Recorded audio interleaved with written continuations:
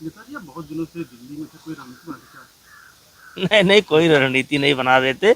2023 में कुछ world champion हैं और विश्व चैंपियन हैं, और वो कुछ रायता फैलाए थे, उसी को समेटने में लगे हैं। कितना समझता? समेटने में लगे हैं। नेताजी आपका अयोध्या से बहुत लगाव रहता है, अक्सर आप जाते हैं, तो यहाँ पे जब भगवान के दान पात्र चोरी हो जा रहा है, कितना आपको गंभीर पसंद है? देखिए, अगर मैं सत्य बोल दूंगा तो बहुत परेशानी में आ जाऊंगा, क्योंकि वो बहुत बड़े लोग हैं। तो सत्य बोलने की हिम्मत अभी हमारी नहीं है, कभी समय आएगा तो बोलेंगे। सोशल मीडिया पर चल रहा है कि चंपतराय हटाए जाएंगे। ये हमारा विषय नहीं है। तो नेताजी राहुल गांधी कह रहे हैं कि हमको जो है ज्ञानेश कुमार के मैसेज आ रहे हैं, जिस डोभाल के नंबर धड़ाधड़ मैसेज आ रहे हैं, और मोदी 1 साल के बाद वो इस्तीफा दे जाएंगे। राहुल गांधी की बात को कोई सीरियस नहीं लेता है। दुर्भाग्य है कि राहुल गांधी अपोजिशन के नेता हैं, ये हमारे देश का दुर्भाग्य है। और जब तक राहुल गांधी जी नेतृत्व करते रहेंगे, गलत बयानबाजी करते रहेंगे, गाली देते रहेंगे, सीरियस नहीं होंगे, तब तक भारतीय जनता पार्टी के सामने कोई दिक्कत नहीं है। राहुल गांधी वही करते हैं जो पार्टी चाहती है।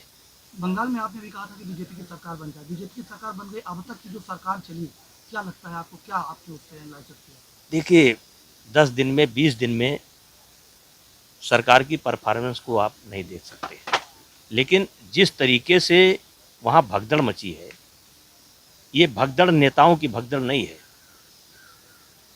लगातार आप कह सकते हैं 60 वर्ष से 70 वर्ष से कह सकते हैं आप, लगातार कांग्रेस के समय में भी कुल मिलाकर के यही माहौल रहा जो ममता जी के समय में रहा, ज्योति बसु के समय में भी यही माहौल रहा जो ममता जी के समय में रहा, भट्टाचार्य जी के समय में।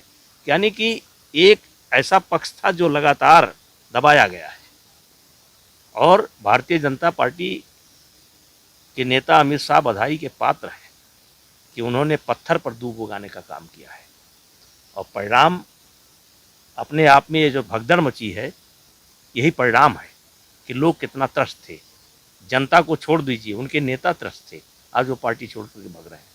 केंद्र की कई योजनाएं थी, हालांकि सरकार जैसे बनी वहाँ पर बीजेपी की लागू हो गई, जैसे जीराम जी देखिए वहाँ पर, फिर या आयुष्मान। देखिए, एक गोस्वामी तुलसीदास जी की एक चौपाई है, जिम दसनन मा जीव बेचारी, सुनो पवन सुत रहन हमारी। ये शायद विभीषण जी ने कहा था। आज एक वर्ग ऐसा है जो लगातार आज़ादी के बाद से लगातार क्रश किया गया, वो चाहे जो सरकार रही, उन बेचारों को कभी राहत नहीं मिली। तो ये अखिलेश यादव, राहुल गांधी जी ने कहा कि उज्ज्वला योजना में कुछ सिलेंडर की कमी हो गई है, तो जो है मोदी सरकार अपनी कदम छुपा के ऐसा कर रही है। क्या कहा आपने? उज्ज्वला योजना में कि 9 सिलेंडर, पहले 9 सिलेंडर दे रहे थे, अब 4 मिल रहा है, कमी अपनी कमी छुपाने के लिए। राहुल गांधी के बात को क्यों बार बार लाते हो यार? राहुल गांधी अगर सीरियस हो जाते, सीरियस बात करते, सच्चे मुद्दे उठाते, जरूरी मुद्दे उठाते, तो आज कुछ स्थिति दूसरी होती। राहुल गांधी को कोई सीरियस नहीं लेता है। आखिरी सवाल है, जिस तरीके से आप लगातार युवाओं के प्रति काम करते हैं, आपके पास में विद्यालय महाविद्यालय है, लेकिन जिस तरीके से पेपर लीक हो जा रहा है, उस पर कोई कार्रवाई होती है, कुछ मुद्दा होता है तो उसकी लगातार चल रही है, क्या कहेंगे आप? कितना गंभीर प्रकरण है पेपर लीक का मुद्दा? देखिए, मैं एक तो तुरंत मंत्री का इस्तीफा मांगते हैं लोग। मैं बड़ी जिम्मेदारी के साथ पूछना चाहता हूं, क्या धर्मेंद्र प्रधान जी इस्तीफा दे दें तो कोई गारंटी ले सकता है कि पेपर लीक नहीं होगा? देखिए, पेपर लीक में एक सिस्टम काम करता है, और वो सिस्टम किसका है? वो आप कह लीजिए अधिकारियों कर्मचारियों का है।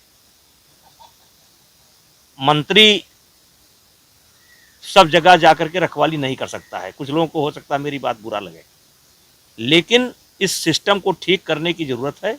और मैं पहली बार देख रहा हूं कि कुछ बड़े अधिकारियों पर गाजगिरी है, और जब तक अधिकारियों पर गाज नहीं गिरेगी तब तक ये सिस्टम नहीं ठीक हो सकता है। पेपर लीक कोई नया मामला नहीं है, चाहे जो मंत्री रहा हो, पेपर लीक कोई सिस्टम काम कर रहा है, और मुझे उम्मीद है ये सरकार उस सिस्टम पर प्रहार करेगी। उस सिस्टम को तोड़ेगी जो जम्मू कश्मीर की समस्या का समाधान कर सकता है, जो बंगाल की समस्या का समाधान कर सकता है। तो ये जो सिस्टम है पेपर लीक का, मुझे पूरा विश्वास है कि वर्तमान सरकार उस सिस्टम को ध्वस्त करेगी, और जिसका उदाहरण मिल चुका है कि बड़े अधिकारियों पर गाज गिर चुकी है। आपका मानना है कि सिस्टम फेल है। बस